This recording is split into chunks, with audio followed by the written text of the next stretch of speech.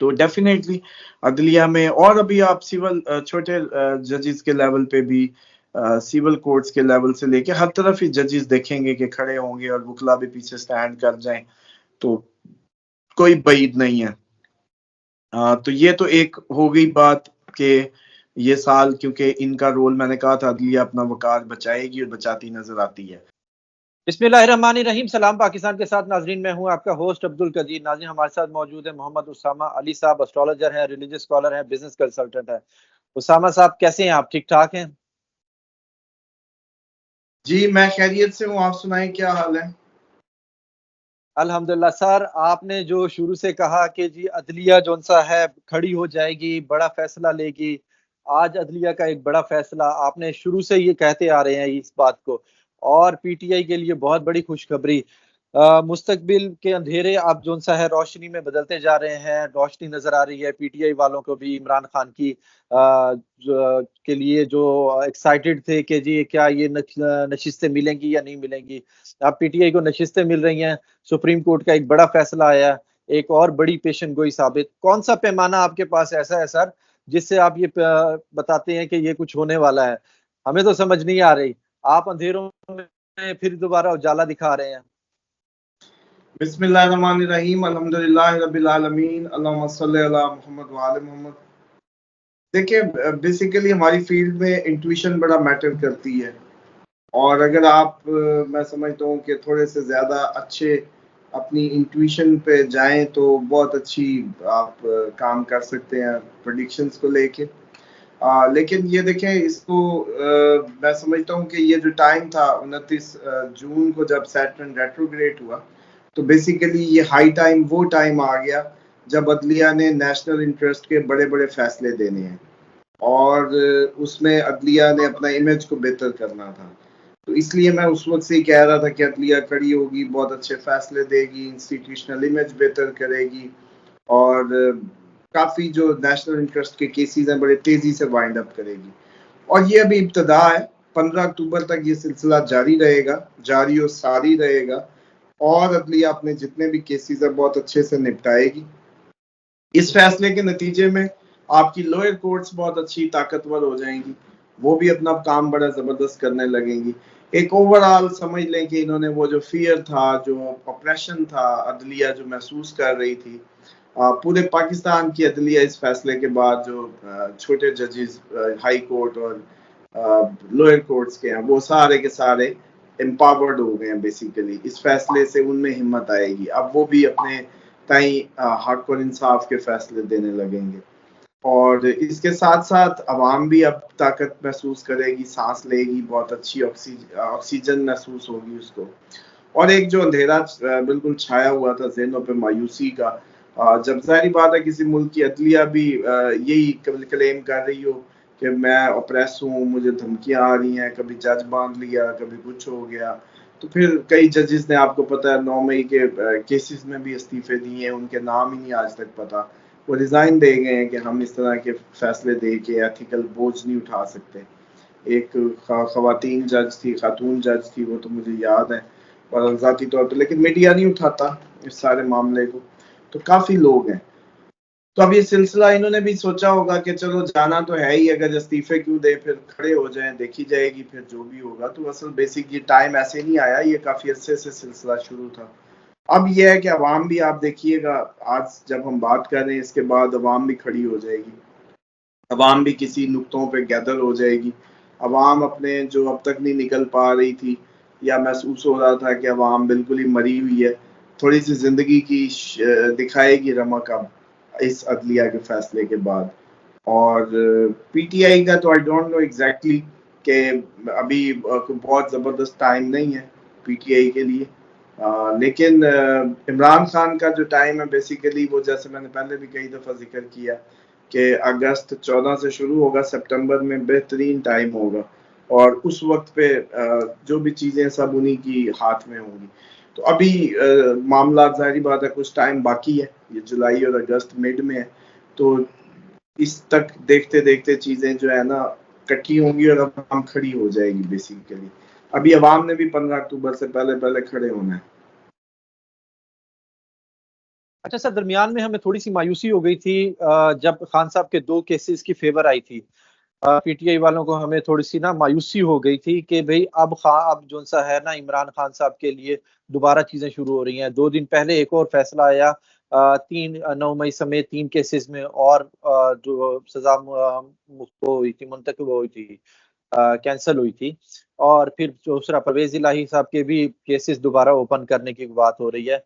तो वो दरमियान में मायूसी हुई थी, मगर पीटीआई वालों के लिए एकदम से दोबारा खुशखबरी आई है। क्या ये अब खुशखबरी कंटिन्यूसली रहेगी?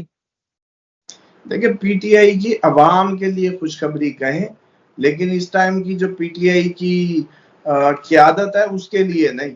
उसने कोई इतनी अच्छी परफॉर्मेंस अब तक नहीं दिखाई और उसके लिए कोई खुशखबरी नहीं है। वो तो चाहते हैं इमरान खान अंदर रहे और हम मौज करते रहें और सारी आपस में मिल के पावर एंजॉय कर रहे हैं। और हाँ, पीटीआई के फॉलोअर्स के लिए ये खुशखबरी है बेसिकली। और मैं दूसरा ये भी समझता हूँ कि जो ये मायूसी तो खैर होनी चाहिए, अभी भी इनको मायूसी रहना चाहिए बेसिकली। तो बहुत बड़ी इनके लिए खुशखबरी नहीं आ रही। इनके लिए खुशखबरी उस वक्त आएगी जब इनकी क़यादत बंदे पुत्र बनेगी, जब वो कोई डेयरिंग एटीट्यूड जो अवामी उमंगों के मुताबिक अडॉप्ट करेगी और इनके लीडर को छुड़ाने में सीरियस हो जाएगी। अभी तक आपके वकला बिल्कुल सीरियस नहीं है, जो टॉप है, टॉप लीडरशिप की बात कर रहा हूँ। वरना ये कोई बात नहीं थी कि जमानत में ही बंदा ना निकलवा सके, इतने तगड़े वकील। कोई ना कोई गुत्थी निकालनी थी। पूछते कि हाँ जी जमानत कितने करोड़ की चाहिए, कितने अरब की चाहिए, तो पूरी अवाम ही आके अपने बॉन्ड्स दे देती, जमानत इकट्ठी कर लेते। कोई ऐसा नया स्टंट करते ना, लेकिन अग्रेसिव नहीं है इमरान खान को लेके। और दूसरा ये है कि अवाम के लिए जरूर खुशखबरी है, लेकिन एज ए पार्टी पीटीआई के लिए अभी कोई ऐसा सच माहौल नजर नहीं आता। हाँ, ये जरूर है कि इमरान खान ही पीटीआई है बेसिकली।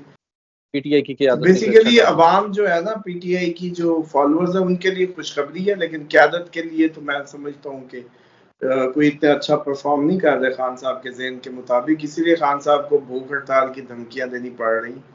और वो इनके लिए तो तभी होगा जब अब अवाम इस क़यादत को साइड पे करके और जेन्युइन ओरिजिनल जोशीले जो बेसिकली पीटीआई के कारकुन हैं वो आगे आए और क़यादत संभालें।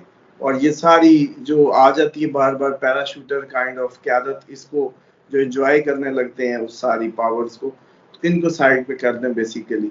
तो फिर मुझे लगता है कि कोई अच्छा मुस्तकबिल है। बाकी रहेगी अदलिया की बात, तो अदलिया ने तो अब उनके सामने जो भी जाएगा वो उसके मुताबिक ओरिजिनल अपना इंस्टीट्यूशनल इमेज को बेहतर बनाने के फैसले ही देंगे। और शायद आपको याद होगा जब आप काजी साहब का पूछते थे तो अब आपको यकीन आ जाएगा कि उनको एक्सटेंशन नहीं मिलने जा रही। लेकिन पहले आप लोगों को याद करें, जब आप पूछते थे तो मैं कहता था कि एक्सटेंशन नहीं मिलेगी, ऐसी हवाएं। लेकिन आप देखें, अब वो हो सकता है खुद ही इस्तीफा दें। और बल्कि ये मुझे 3 फैक्टर लगते हैं। अदलिया का खड़ा होना हो गया, अवाम खड़ी हो जाए अब, और तीसरा इस्तीफों का एक सीक्वल शुरू हो 15 अक्टूबर से पहले, ऐसा तो दोबारा से मुमकिन हो।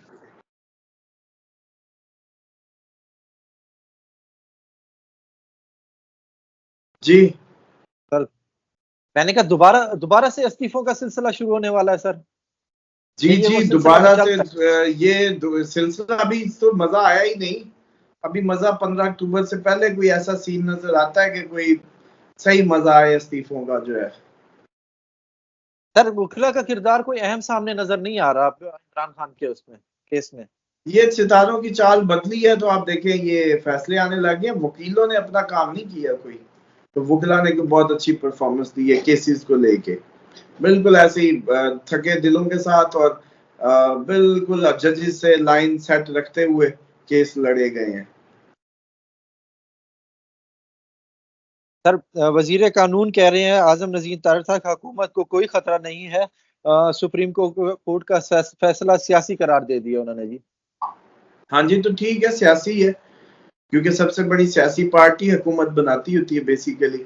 लेकिन दरमियान में अगर चोर डाकू कब्जा कर लें तो वो फिर सियासी नहीं होते बेसिकली वो गासिब ही होते हैं। तो बेसिकली दुनिया की जमहूरियतों में होता ये है कि जिसके वोट ज्यादा, जिसकी सीटें ज्यादा, वही हक रखती है हुकूमत बनाने का। तो यहाँ तो सिस्टम ही नया बन गया, सारे ऐसे लंगड़े लूले दो चार मिलके उन्होंने हुकूमत बना ली। तो फिर जजेस तो पाकिस्तान के हैं और अवाम भी पाकिस्तान के लिए ही उनको जज लगाया गया है, तो फैसले भी वो उन्हीं की उमंगों के मुताबिक देंगे या इंडिया के लिए दें फैसले, बताएं। और सियासी क्यों ना दें भाई, सियासी मुल्क है, इसमें सियासत है और अवाम की राय की जो है एक अहमियत है। अवाम ही बेसिकली हाकिम है आप लोगों के सो कॉल्ड जमहूरी सिस्टम में, तो अब तकलीफ किस बात की है। हाँ ये कहें कि हम क्योंकि एक सियासी पार्टी नहीं रहे, हम वो जैसे कहते हैं हाथ मिला मिलू के आ गए हैं, हमारी 20-22 सीटें थी, हमें 60-50 मिल गई हैं, हमने ये सारी इनकी लूटी हैं सीटें, तो बेसिकली हमारी कोई राय आमा तो है नहीं, तो इसलिए फैसले आपके हक में तो नहीं आने, राय आमा की हक में आते होते हैं।